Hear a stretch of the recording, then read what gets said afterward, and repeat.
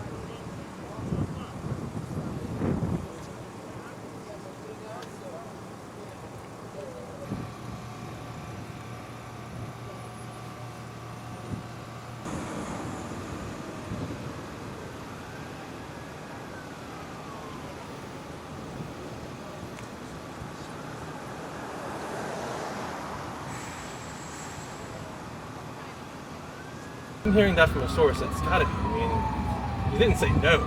Yeah. All right, I'm gonna write that up. All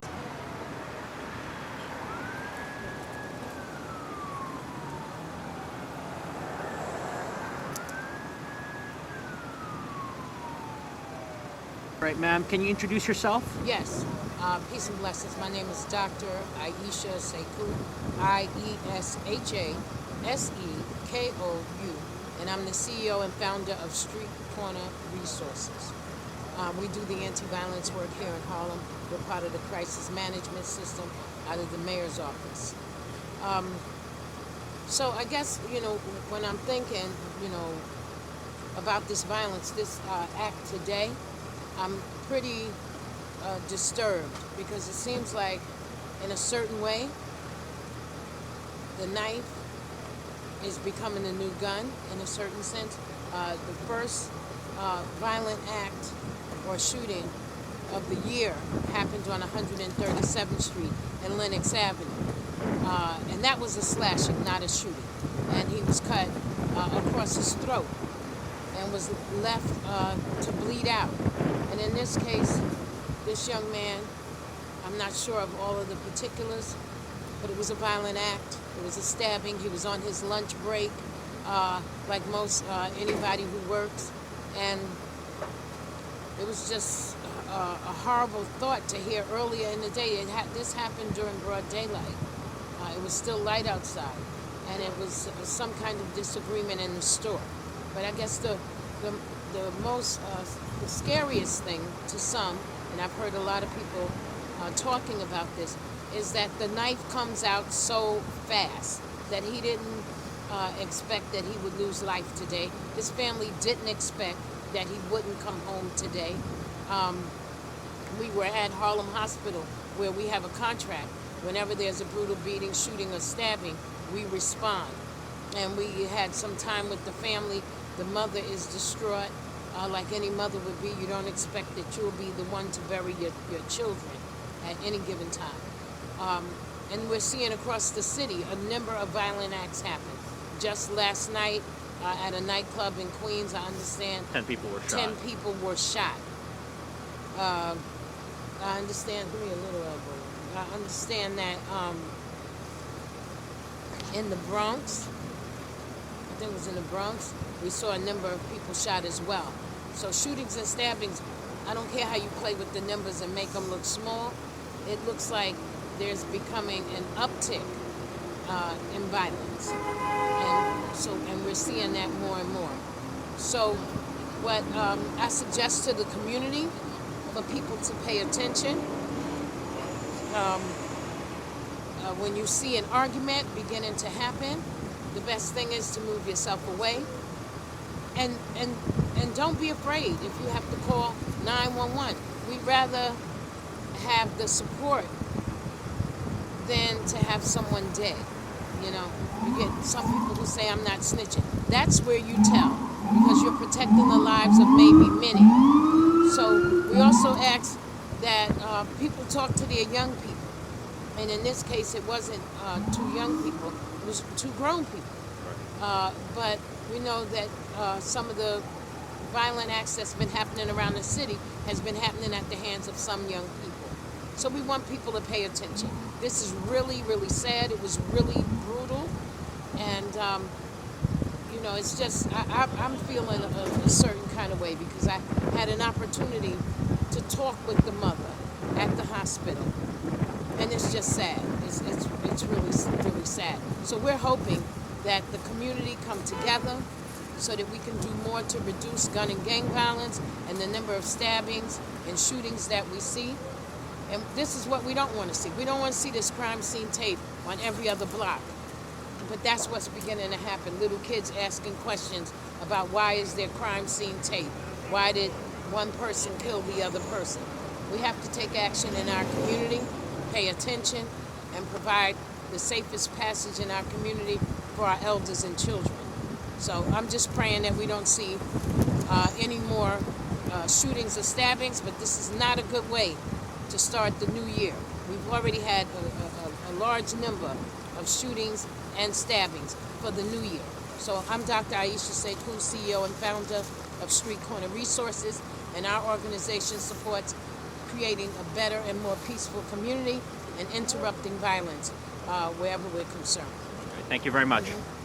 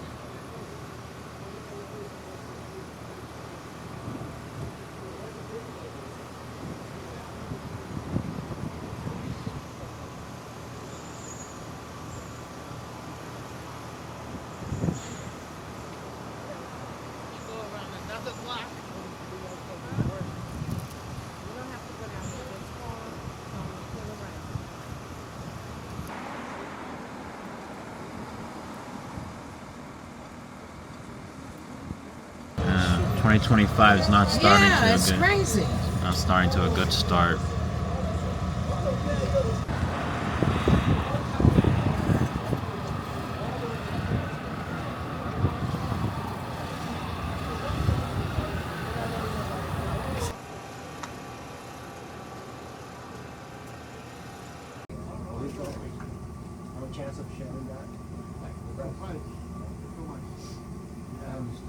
Daytime shift. Yeah, and we are the nighttime shift. I just come right now. I can say nothing. I just see in the TV too. Right. I see in the TV from the house. So I'm sorry. I wish I can help, but I had no idea what happened. I heard on the TV and I just come right now. What's your reaction that someone was killed Well, here, I a was postal I worker was was surprised, killed? of course, but you know, yeah. But what I can say, you know, things happen everywhere, and thank God we wasn't here. So How long have you been working in the store? Yeah. How long have you been working in the few store? months, yeah. Have you seen something like this Yeah, before? no, not really, no. This is the first time. Is this a pretty bad Yeah. corner, or is this like a No, decent corner? It's normal. It's quiet, but I don't know. It's really quiet. It's really quiet, but Really quiet. this time, yeah. That's why I'm surprised. Did you But- happen to know the postal worker that came into the store? Or? Oh, like I said before, I didn't even know who is it because I wasn't here.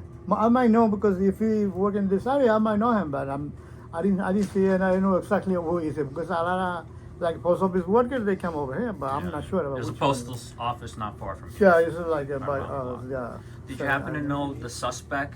Oh Or maybe no, no. Like I'm saying, I don't know. I didn't even know because I don't know exactly who is it. It might be customer, but I'm not sure about. Yeah, Is this I'm going to sorry. make you more fearful of working now that someone was killed here? Are you going to be more scared, or are you going to have to just toughen up and keep working? Yeah, I'm sorry. I have no idea. I'm sorry. Thank you. All right, thank you very much. Order first, and they were just going to pay for it. Yeah, right. I mean, how do you feel if someone has to come in and work here where this occurred? Like, are you still comfortable? You know, obviously, this isn't a scary thing. How do you feel if someone who works here? Mostly, it was arguing about a cent, like 8 to 10